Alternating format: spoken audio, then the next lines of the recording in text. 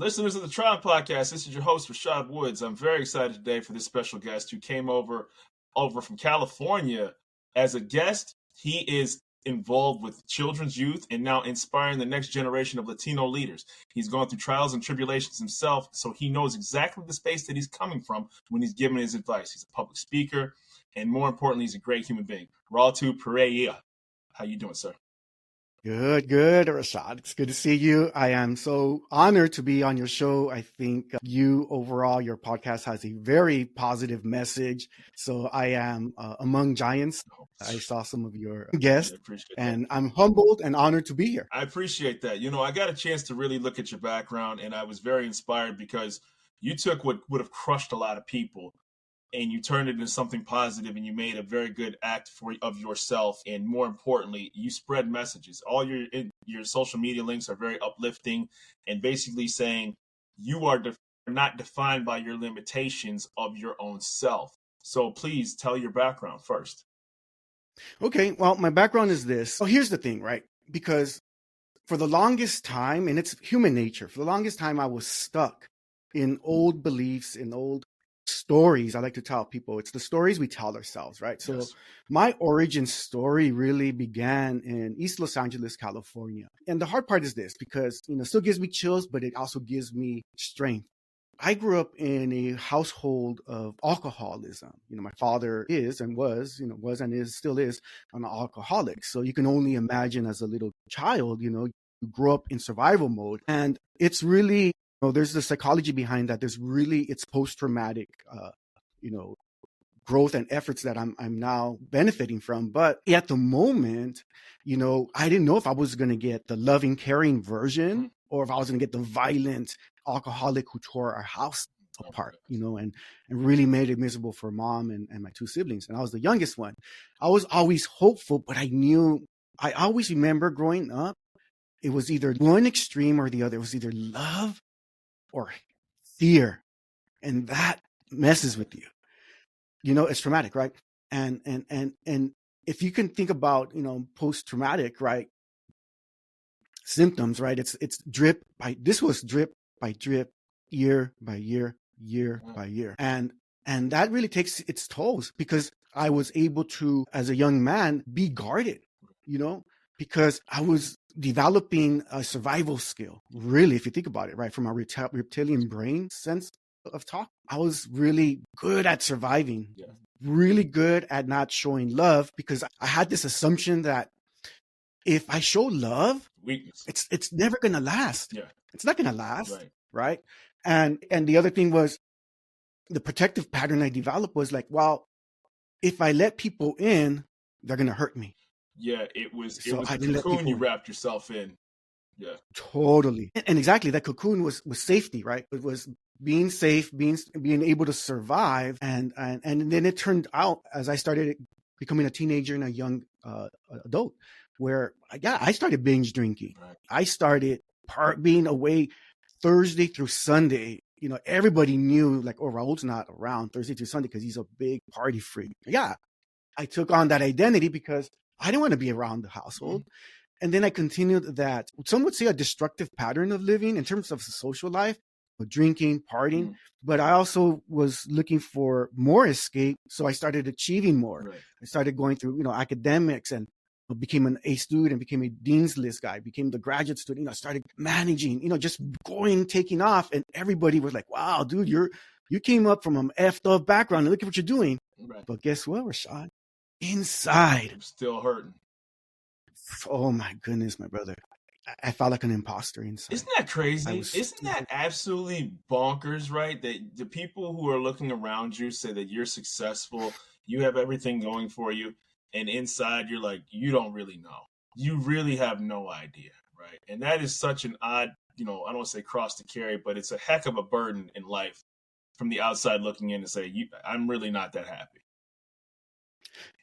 And you know what, the twisted part, I love the way you said it, burden to carry. The twisted part is, the more I heard people say, wow, you really got it together, Raul, or I am so happy that you survived and you're really doing something out of your life, the more I felt like I had to continue to uplift that image. And it was fake. But But let me throw a little bit more at you then, just so I think that our listeners, so you're out there, you can be like, okay, well, yes, welcome to the world, Raul. It's cruel and whatnot. It is, but and it will continue to be cruel unless you do something about Correct. it. So fast forward 21. December 2021, we were visiting friends in the Bay Area over here in California, like San Francisco area. And I had a severe case of appendicitis gone sideways, multiple hospital visits, multiple surgeries, and I had a PICC line. I was being fed through a PICC line for 3 months in bed. It was horrendous. Oh my goodness. And laying between the walls of the hospital and in bed and throughout the time of healing, I had a lot of thinking. I mean, a lot of thinking to do and a lot of crying. I cried so much because when I was at the hospital initially, when we were visiting friends, it was around this time, actually in December. It was during COVID and I was up on the 8th floor, I believe. And I was looking down at the window and I was looking at my 2 children with their raincoats and their little boots waving up at me. And it was Christmas Day. And there you are in the hospital. That crushed me, man. Sure. That day, Rashad, I was in bed, and for the first time, I just cried and didn't want to numb the pain. I didn't want to run away from it. Plow through it. I sat with it. I sat with it. Oh my gosh. I mean, and the reality about it is that, well, everybody gets to celebrate their holidays. Obviously, you always look at it from 2 perspectives. Number 1, I should be out there. Number 2, there are people who have it worse than me because I'm cognizant. I'm aware. Some people can't even open their eyes. But at the same time, in your personal life, it's like, okay, you know what? This is rock bottom. This is as bad as it got for me. And so now we're going to open up door number 2 because the reality about it is that there are second chapters in life, right? Absolutely. The company that I created for this podcast is called Second Half Promotions, right? And the reason I call it Second Half Promotions is because I'm in the second half of my life, so I look at it as, athletics notwithstanding, you can change and you can be involved with things. Your soccer or your football career is over. That ship has sailed. But your personal and professional well-being can accelerate. Yes. And I'm glad you went there because that's exactly what happened to me. I've had an awakening, a second chance, like you said. In there, I had a profound, deep thought, and then I went all in. So the thought was this. I was reflecting of all the crappy situations in my life and how I always was like, why me? Like, fuck, man. It's like alcoholism in my life. And I finally found the love of my life. We have 2 beautiful children. And now I'm in, like, is this about? Is this what really life's about? Right. Like, I want to be there for my kids, and it sucked. Right. And then I had the light bulb moment was, you know what, Raul? This just didn't happen to you, all of it. This didn't happen to you. It happened for you. Right. And it happened for me to make sense and to start giving meaning to my experiences and to my past. Right. And that was my wake-up moment because as soon as I started to heal, I went all in on psychology and learning. My background is in leadership. It's in human resources, learning and development. So I already know kind of the way humans developed in terms of a learning environment. Right. And there was always something missing. And that missing link was the internal transformation. Right. And that's when that light bulb came on. Well, it's funny you say that because I was going to talk about your background. You didn't come from a place of you're educated in the field of human development and betterment, professionally and standards and things of that nature. But a lot of times, from experience and just life, you have to live those words that you're speaking, right? It sounds like a cliche, but it's like, hey, think positive. Hey, be slow to anger. Hey, observe, listen, all those things. It sounds like corny things because they look like bullet points when you actually read about them. But to actually practice this is very difficult. It's extremely difficult. Yeah. Oh my goodness. I think we're cut from the same cloth. It's hard, man. I'm not gonna say I've lived by it, but you know, when you do occasionally like find yourself Mm-hmm. not doing those things, you're like, dang man, I actually reacted in the way that I was supposed to. You surprise And you're yourself, like, right? you know, like wow, that actually, you know, by not doing something stupid, you know, just to veer off, like driving, it can be Yeah. something so simple as driving in your car. Is it really Yeah. worth if somebody cuts you off to get back at? Is it like really like is the 5 seconds or 20 seconds or 2 minutes Mm-hmm. that you could have got it back worth your life? Yeah. Yeah. Yeah. And I think this is why I, I'm I'm so happy I'm here, because I think, I'm able to come from a place of, now I'm able in the last 4 years, in terms of my own personal growth and transformation, I'm able to come to a place where I'm actually happy, Yeah. and I'm filled with gratitude. Right. And again, honestly, I am grateful that I grew up with an alcoholic. I am grateful that I went through this health emergency and I was out for 3, 4 months. I am grateful it happened for me, because with that insight, if I was unable to look into that invisible bag, I call it, right? Right. That I was carrying as a child and as an adult, that bag is heavy, man. You carry it with Yeah. you, and there's truth behind this idea. Is like, oh, that woman or that man comes with a lot of baggage, right? That's exactly it. Right. It's the metaphor, Right. and when I talk about bag, I talk about the Yeah. beliefs, right? And then that's the B, and the A is the assumptions that hold up those Right. beliefs, and then the G is the guardians, is the protective behaviors that manifest because of the beliefs and the assumptions. And for me, I shared some of those limiting beliefs as a kid. It's Right. like, if I trust people, they're going to hurt me, so I'm not going to trust Well, anybody. I think the other You thing know? that happens to us is that, you know, I didn't have a background like yours, but I think what can happen to people is that I've said it before, you get zip coded in life, right? So your zip code ultimately becomes your world. And so your beliefs start being shaped by your ultimate surroundings, regardless of where you live. And so you start putting limitations because you know exactly your environment like the back of your hand. You can drive somewhere and not even know Yeah. how you actually got there. Name the street you turned on. You probably could. You know, name, you know, the specific area where something, but you have a point of reference. So we've become conditioned to things that are familiar to us.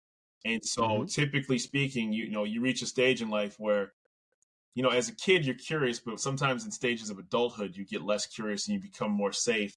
You know, in your case, it was at a younger age, but people tend to gravitate towards things that make them safe. And the unknown is very difficult. And I say this as a martial arts analogy because I have a black belt in karate, Mm-hmm. right? Mm-hmm. And yes, you're supposed to try to diffuse a situation. You're supposed to always walk away. I'm not advocating violence on any level. But if you do have to defend yourself, the first thing they tell you is to walk towards the danger, right? That means like because it's an analogy of a baseball bat. It's much better to get hit with somebody starting to swing than at the tip of it. The windup is what hurts you. The actual, you know, the full completion of a swing hurts you. The windup, you have a chance to stop. So you're supposed to come in and stop that baseball bat from hitting you. Yeah, that's a great analogy, my brother, because for me it speaks to what I teach and what I believe in. Now it's like behavior is contagious. Yes. It's in your zip code, right?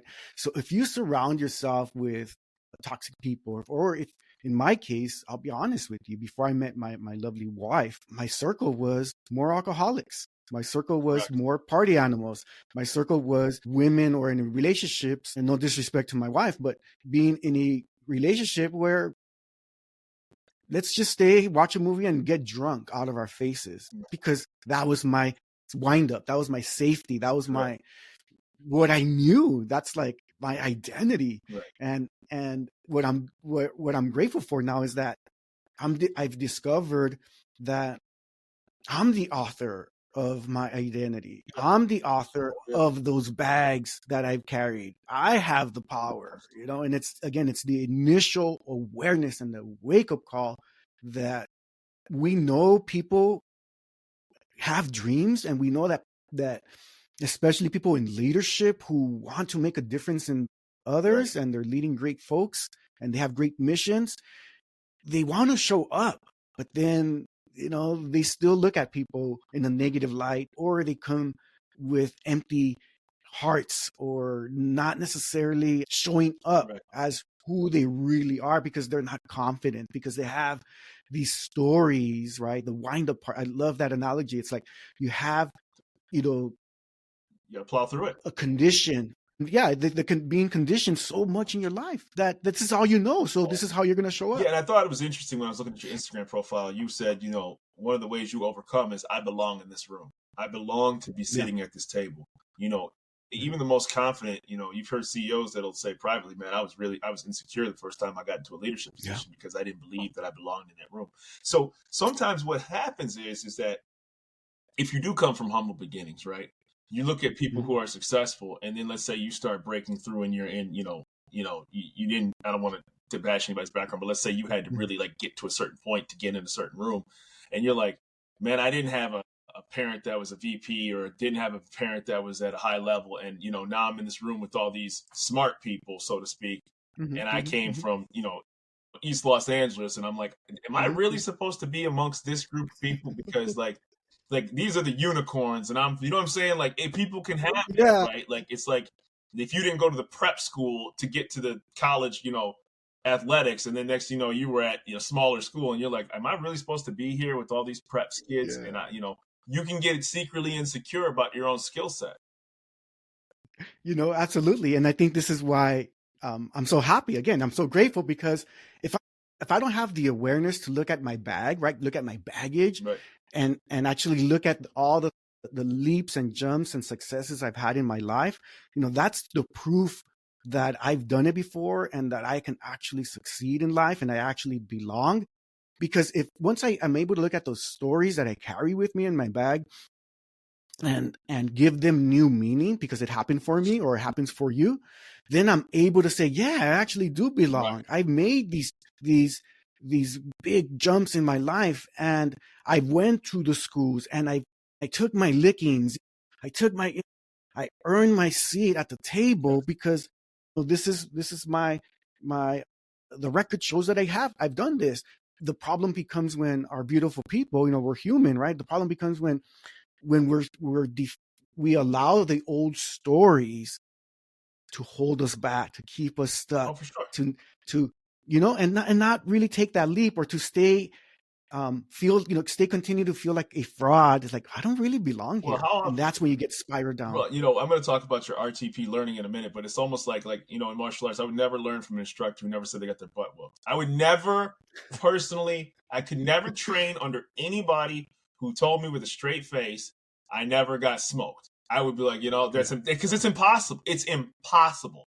It is categorically, if you are an instructor and you are teaching, I don't care what style it is, if you say you never got smoked, hey man, when I first got in, I thought I was athletic. Right. So it's like life. Like, you can coach people because you're not like, hey man, I didn't just put a plaque on a wall and take an online course and listen to YouTube and tell you a bunch of inspirational words. You could be like, listen, man, dude, I had an alcoholic father. I went through some, the proverbial S word, and I can tell you from a pure place what the other side is like, and this is why this is going to work for you to avoid that. So it's the same analogy, man. Don't tell me, that you can instruct me in martial arts and you're like, yeah, I never got clocked and got my bell rung. It just doesn't work like that. It doesn't work like that.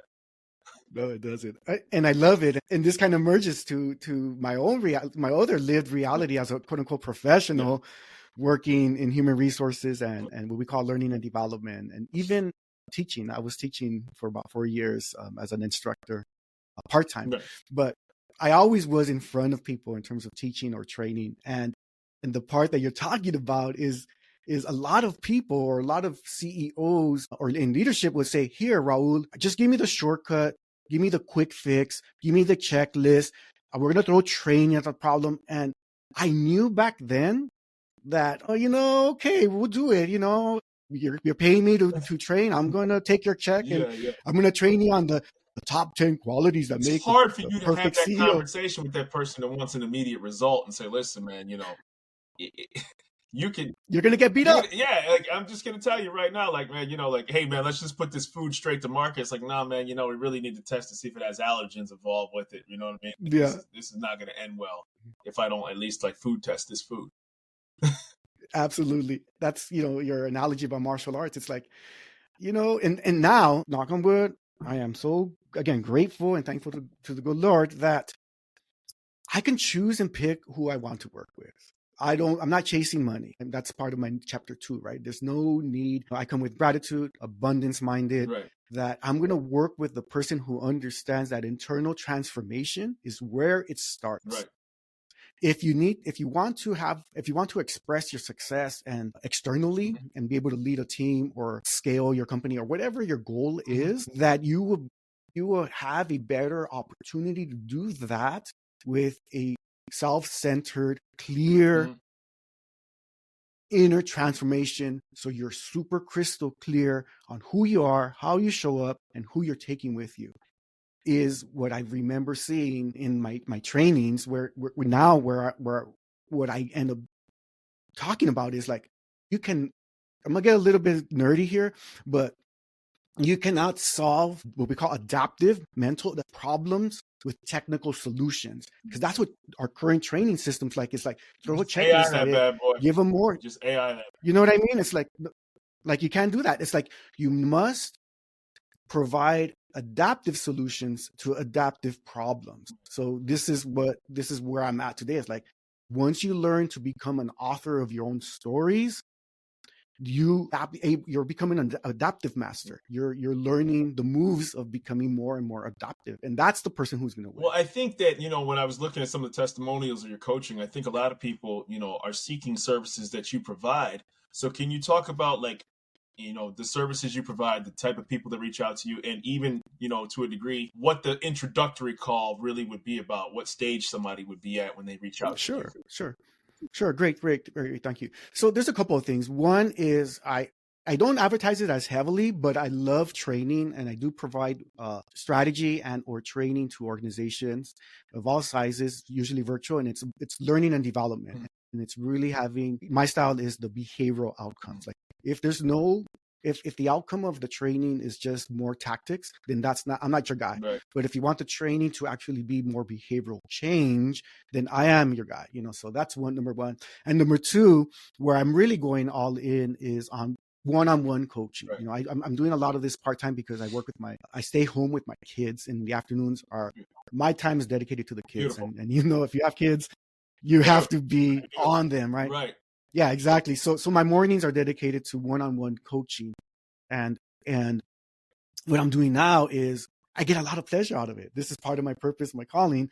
When I do the one-on-one coaching, I see the dramatic transformation of people and of individuals. So one of the things that I'm doing now is I allow not the right word. I provide people with a 5-day experience. Yeah. So it's not necessarily a call, but it's I have a landing page, or at least a conversation, because I want people to be like, you know what, Raul, I like your vibe. I'm dealing with my own demons. I have this imposter syndrome, and I really want to become more effective and more confident in how I show up. Yeah. Then I have a 5-day challenge. It's a 30-minute call each day, and it's a challenge to see how much can you transform in 5 days, because the transformation is what happens with your belief systems. And that's the introductory. It's a free offer that I give the listeners. And at that point, at day 5, I was like, if you want to continue to work with me, then this is what it would look like. If not, hey, congratulations, 5 days of transformation. I love you. I want to see you grow. I want to see your success, because I'm here to serve. Well, it's funny you say 5 days, right? Because you'll ask everybody will take that intro call, right? Like, it's cool, it's free, no problem. Do 4 more straight days of that, right? So, like, it's the same thing. Like, it's like the New Year's resolution at the gym. Everybody's got the brand new clothes that still have from last year that still have the tags on them, right? You know what I mean? Like the brand new shoe, you can tell. Like, listen, I'm far from a fit Adonis, right? But I do go to the gym regularly, and you know exactly what happens between New Year's Eve and like Valentine's Day. It's like all brand new. This is the new me. And then, like, as soon as the weather breaks, it's like I'm not judging. Like, God knows I'm not judging. Yeah. Having said that, sticking with it is hard. Sticking with it, I don't care what it is. The 5-day coaching is hard. Sticking with the workout is hard. Eating vegetables and putting away the potato chips is hard. It's supposed it really, like, when there was a sign at the jiu-jitsu place that I train, I do karate much better than jiu-jitsu, full disclosure. Okay. And it says embrace the suck. Like, you literally, like the old adage of, listen, this is what I've started to learn. If something sucks, but it's working out for your benefit, stick with it. I love it. And that's what behavioral change is about, right? If I didn't go there, if I didn't start unpacking the story that I was always going to be a victim of an alcoholic parent, I would never have quit. I quit drinking. I would never have used that limiting story and transformed it into something that gave me energy and rocket fuel, right? Because now this bag that I carried is my jetpack, because I'm flying. It's beautiful. And this is why I love being on shows like yours, because we get to talk about the real things, right? Like, we'll talk up here, surfacey, technical things, but then, let's go a little deeper, because this is what, Well, the problem is, it's actually not that complicated, right? If you actually break it down to its core elements, it's not that difficult. Like, right? So, like, stay away from the complaint. Like, like anybody who's ever read the 48 Laws of Power, right? They'll tell you one of the chapters in there. I can't think of the chapter. Stay away from the unlucky. Right? I know it sounds like a cliche. Literally, if there is a person who always somehow finds themselves in something, and at some point, it's got to be them, and maybe it's you, right? And then you sit back and say, how did this end up? And to your point, it was a hospital bed with you. I'm not saying medical conditions don't happen, but at that moment when you're waving to your kids on Christmas, you'd be like, if I did anything to contribute to me sitting here at this moment and not being outside, then it's up to me to fix it. Yeah. It's funny. You said that it is easy, but it's also difficult for many people. It is. Because it's identity based. Like, Raul, you're asking me to let go of all my alcoholic friends who love to party Thursday through Sunday. Mm-hmm. What are they going to think about me? It doesn't even matter. Right. It doesn't matter. It's taking that step and saying, I'm willing to elevate my standards, and because I'm becoming a better person. Right. And if I fall below those standards, then I'm falling back to those old patterns. And then who do you have to blame? At some point, I have to stop blaming my father. I have to stop blaming my circumstances and my situations and my friends. At some point, you got to be like, shoot, there's nobody else to blame. Right. I remember but yourself. I was listening to a quote from Andre Ward. I don't know if you know who Andre Ward is. Former light heavyweight super middleweight champion boxer. Okay. And he was, he turned his life around. He said he was in the streets of Oakland doing things he wasn't supposed to be doing. And he's like, it's funny, my circle got smaller when I stopped doing terrible things. And I love it. That's exactly it. It's okay. Yeah, he was like, it was funny. He was like, as long as I was doing the destructive things, I had a lot of people around me. But as soon as I changed my life around, he was like, all of a sudden, it was like, why you want to do that? And he was like, it just got smaller and smaller and smaller. Because to your point, what you're trying to do, a very smaller circle of people are willing to do what you're trying to do. And this is why I'm able to say it's a free challenge that I give you, because, again, no disrespect to nobody. I love you. I haven't met you, but I love you because I've been there. Oh, yeah. It takes a lot of courage to be like, shoot. Well, first of all, okay, this guy, I vibe with this guy, but I'm not there yet. So I'm not going to take him up on the offer. Or, someone's like, shoot, I'm going to take, I think I'm ready. I think I'm sick and tired of being an imposter. Exactly. And that's the person I want to work with. And again, we're all tippy-toeing. It's human nature. Oh, for sure. I was there. For sure. There's a difference between like, oh yeah, I know I have a problem, blah blah blah blah. Okay, there is a difference between being able to articulate that and acknowledge that, and then execute. Yeah, and listen, I people are probably sick of hearing this on the show. I said I literally found out like I was active but not in shape because it finally took like the visual of what I actually look like to realize like you're not actually committed to getting yourself in the best shape possible because you still eat like trash.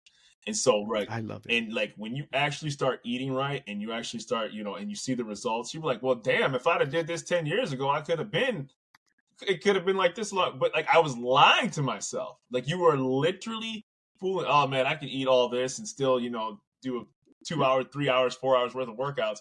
But I'll look a certain way as long as I turn in the mirror the right way. And you're like, nah, man, that ain't it. Like, no, you really do have to eat like avocados and eggs and almond butter and broccoli and cauliflower. Oh, man. It really is. And it sucks. Absolutely. It does. But Rashad, you actually, again, you hitting it on the nail because we are committed to the identity of what we're doing. Like, you show me your results and I'm going to be able to know who you are. You show me your calendar, you show me what you're committed to. Yeah. You might say you committed to going to the gym, but if you're out there eating that donut, you're committed to eating that donut. Well, it's funny because you know what I mean? It's funny you say the calendar, right? Because like you'll find out when you actually if you're actually trying to do things that are successful, if you ain't got a calendar, you ain't serious. Like you like I'm gonna tell you right now, because anybody who's trying to freestyle, it's bombed epically, right? Like you cannot accomplish anything that you want to accomplish if you don't have calendars. That is the first step. Is putting it with the reminder. It's gonna suck when you want to take a nap and that alarm's gonna go off and you're gonna be like, damn, I really didn't want to do that. But once you start structuring yourself, then you'll be like, you'll start looking 2 or 3 days ahead. Do I need to modify that? Do I need to change that? This is upcoming. I can't miss this thing. Okay, I can push this back. And that's okay, but you have a plan. Absolutely. And I think the more you're able, like habits and all that, it sucks. It's hard, but I promise you, whatever frameworks you end up using for your own transformation, the more you stick it through and you start what's the word I'm looking for? Putting it in a calendar, to use your words, the more consistent you're going to be at looking for the results or going after the results you're looking for. And pretty soon you're going to really identify yourself as like, well, I'm somebody who goes to the gym. I'm not somebody who breaks down and starts drinking alcohol or eating the sugary snacks because that's not who I identify with anymore. You're not going to vocalize that, but that's what's happening internally. You're right. And I always, for everybody who will always say, they're too busy, I'll always say this, like, if you ever find yourself in front of the Shark Tank crew, don't ever say that sentence. Like, if you ever, like, you know what I'm saying? Like, you can't, those words can't come out your mouth, man. Like, like, see you later. If you like the first word, if you're having a life-changing experience or you're trying to change your life and it's an opportunity, don't ever let the words "I'm too busy." You better find time. I don't care if you have to, you might miss some NFL on Sunday. Yeah, you might miss the big college game. You may even have to, how bad you want it, miss a birthday, a family get together, you're that really big event you were looking forward to. But if you want it bad enough, I'm telling you right now, like, don't ever say you're too busy because those words can't come out of your mouth. And here's the other one too, and you'll identify with this. It's like, oh well, I really want to learn martial arts, but I don't have the money, right? Or whatever. Like, I want to do self development, but I don't have the money. If you want it bad enough, you're going to borrow some money. You wanted those 20-inch rims on your Cutlass Supreme. Shit, those were $5,000 rims right there. You spent, you know what I mean? You put that on credit and you're still paying for it. Like, that has nothing to do with your self-development. Right, the coach may say, listen, you're a good kid. I may need you to sweep the gym, right? Like, okay, like, I need you to show me your report card every single week. Here's my mom. I got to learn this, man. Like, and they'll say, okay, man, normally I charge this, but, now if you quit on me, then I'm going to have a problem. But if you stick it out, I'll work a deal out with you. You know what I mean? Like, it really... Yeah. And that's one of the reasons why, when it came to this podcast, I was so adamant about talking to people like yourself, because these are the stories that don't make it on TV. These are the businesses there are stories in corners of the earth that I believe that were worthy of, my own personal interest in getting similar people like yourself on here. So I've always asked this of every guest, and I will continue to ask this. How can people find Raul T. Pereira? That name still trips me up. It's beautiful. Hey, but you're trying, and I love it. Most people don't care, so I love you. Okay, well, the best way is, you can connect. You can find me on LinkedIn, Raul T. Pereira. I actually I'm a solopreneur. I do have my own company, and I'm doing this, going all in on coaching. And the name of my company is called RTP Learning. And really quick, side note, RTP is my initials, Raul Torres Pereira. So it's the RTP Learning, and my mom's is a first generation or Mexican immigrant. And when the nurse asked her, "Do you want a middle name for your son?" she said yes, but she put her maiden name because of the mistranslations. So her maiden name is my middle name. So it's Raul Torres Pereira. Such a funny story, but you can contact me there. I have my challenge. If you're ready to do it, it's rtplearning.com/tiny, small challenge, TINY, tiny. If not, just reach out. I'm on LinkedIn. I'm on Instagram. I'm on Facebook. Raul T. Pereira. You could go to my website and contact me there. I would love to, even if it's just saying hello to me. It's like, hey, I heard you on Tron. How's it going, Raul? Hey, let's connect. And that's what this is all about, the human connection and human spirit and the personal growth and connection. So I want to thank you for your time. I feel like I could talk to you internally. Life has limits and times, unfortunately. But I look forward to following up and wish you nothing but continued success. Thank you. Absolutely. Thank you. Raul T. Pereira, thank you so much on the Tron podcast, sir.